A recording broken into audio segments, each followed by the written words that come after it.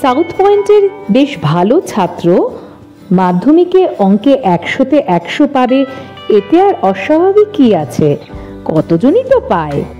সমস্যা হলো সেই ছাত্র যখন বাড়ি এসে বলে আমি আর্টস পড়ব, আটকে উঠেছিলেন সবাই।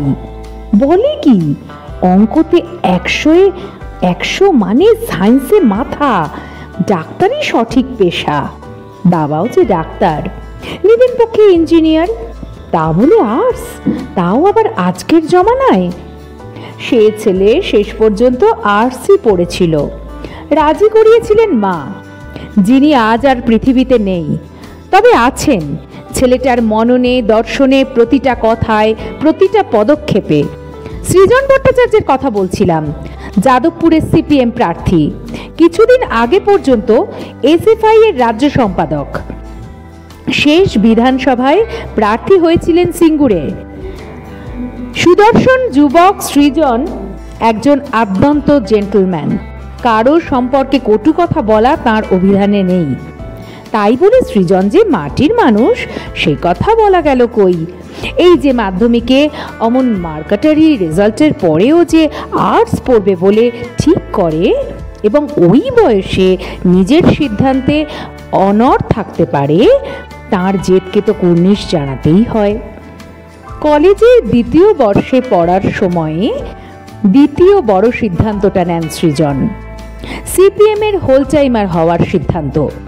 হোল টাইমার হয়ে এখন বছর 31-এর মাসিক 6000 টাকা মতো ভাতা পান। অঙ্কটা যে তখন কত ছিল সহজেই অনুমেয়। তখনকার সিপিএম নেতা সুদীপ্ত গুপ্তের মৃত্যুই নাড়িয়ে দেয় সে সময় সৃজনের মন। মিছিলে একসঙ্গে স্লোগান দিতে দিতে হাঁটছিলেন দুজনে। তারপরে গন্ডগোল শুরু। ছত্রা খান হয়ে আলাদা হয়ে যান সৃজন ও তার প্রিয় সুদীপ্তদা।